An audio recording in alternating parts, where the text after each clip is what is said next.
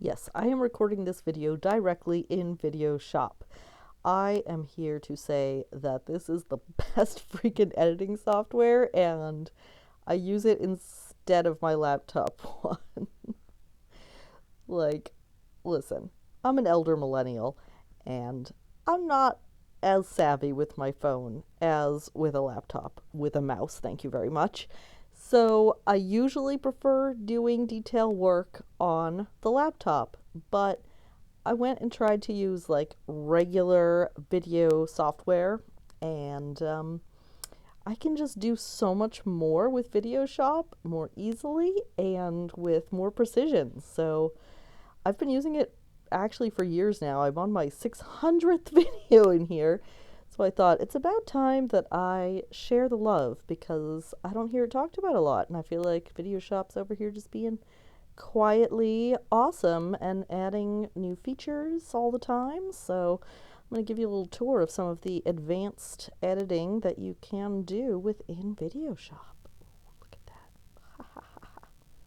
I don't usually use the in-screen recorder, but it's got, as you can see, backgrounds. I don't have a green screen on. I think this is pretty darn good for no green screen. And all kinds of filters and stuff like that. I'll have to play with this side of it more. Okay, I'm going to totally destroy this video of mine. So as you can see, you can cut it into multiple segments. You can add transitions between those segments. You can change the duration of the transition. There's a bunch of different styles of transition. You can add music and sound effects, and lots of them are in there. I have a pro account, which is ridiculously affordable. But you can also pay extra for some of the more advanced sounds, I guess. I have not done that, I don't think. So, yeah. There's lots of nice, like, copyright-free music in here and things to kind of set the mood and the sound. And I like to lower that sound quite a bit so that I can do voiceovers like this. One of my favorite things is this trim feature. If you hold it down with your finger where I'm moving it there, you can't see my finger, of course, it will expand it out so that you can get really, really precise and trim, just like I can watch my lips moving and see exactly where the point is that I want to trim off, which I think is amazing. You can also use these buttons on either side to move by just a second. I have yet to figure out how to do that in a real editing program, which I'm sure there's a way. You can do different kinds of filters, vignette, blur, change all of these different settings. You can put fun filters like VHS and old broken TV and fisheye. And of course, if you want to do just a quick moment of fisheye, you can clip that little area and you can choose exactly what region this is going to be in. Basically, everything that you push in here, you can go more layers deep. Everything has another button to push and another so that you can just do such precise things.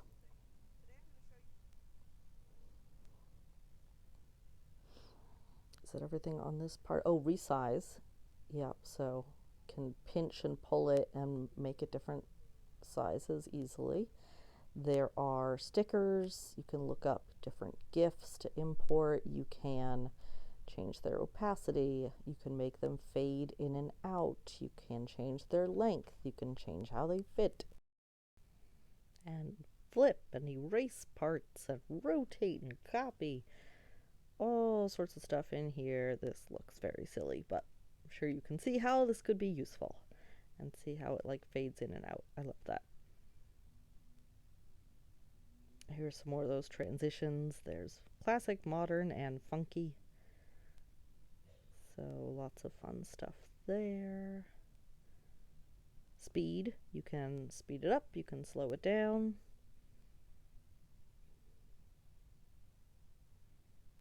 That is super fun to play with. This is what I'm doing right now, is the voiceover. Reverse the video. Ha, cancel that. Wait a minute. You can copy segments. You can rotate them around. Split I use a lot.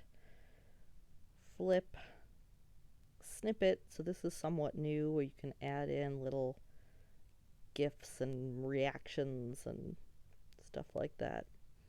Trying to get better at using these in a effective way.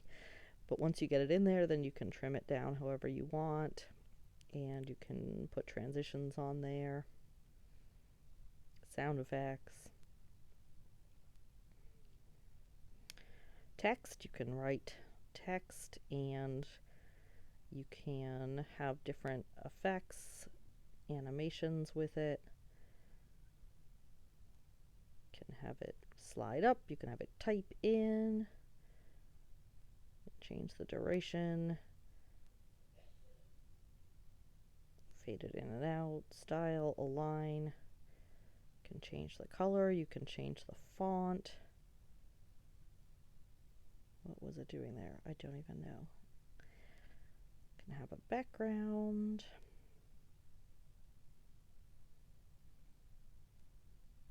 Yeah, these are the different fonts in here.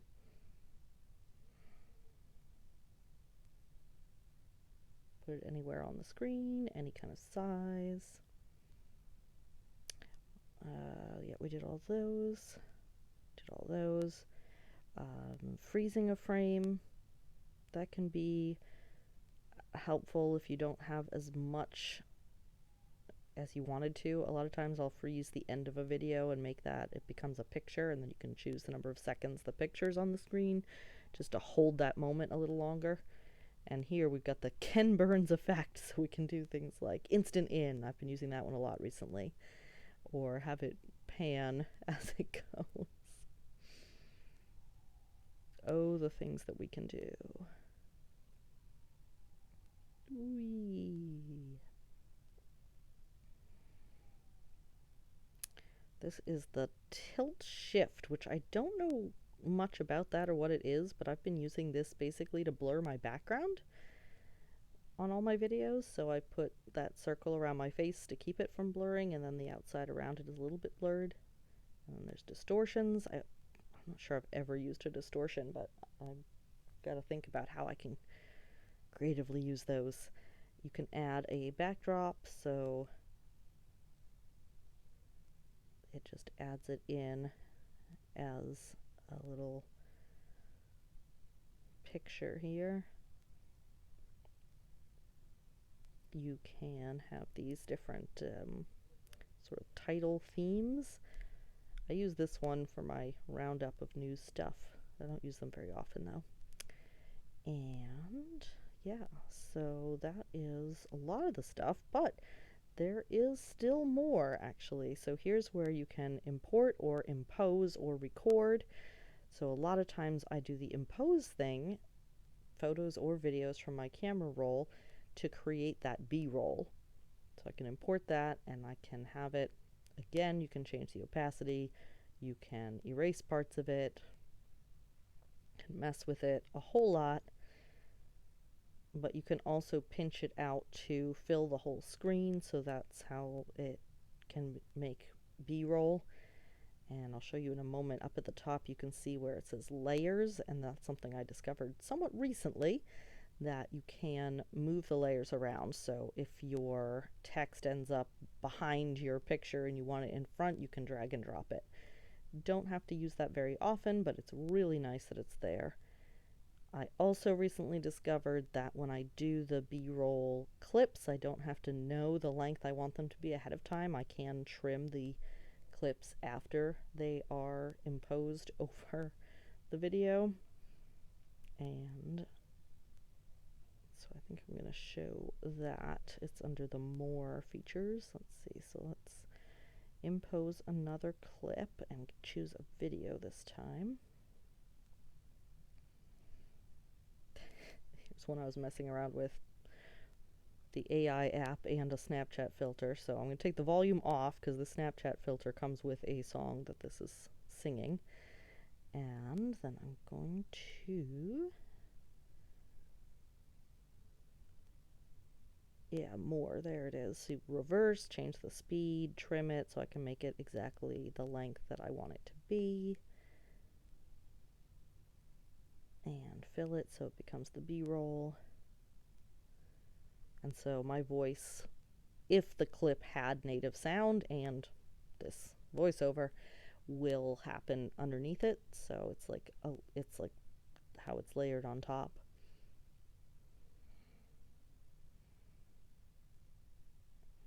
And it's easy to transition it in and out.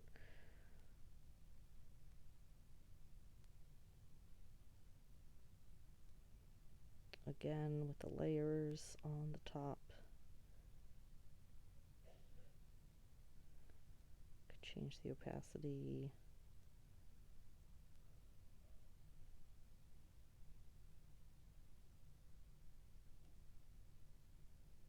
I don't even know what all the things do. Yeah, there's a lot of options. I'm not sure what the snap is up at the top either.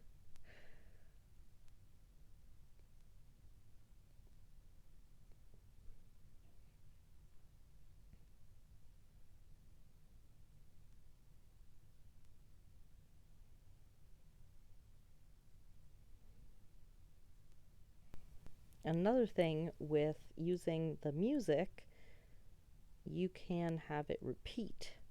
Did not used to do this, so I'm going to take off that end where it trails off, and then when you click that thing in the center there that looks like a microphone, and I'm looping it. It loops the song the whole way through.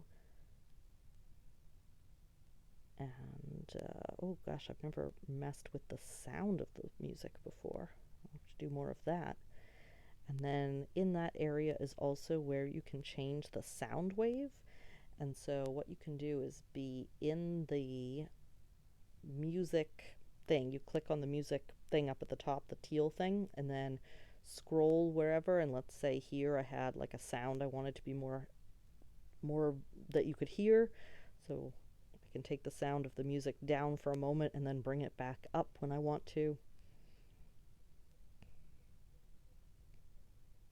So I found that to be really useful.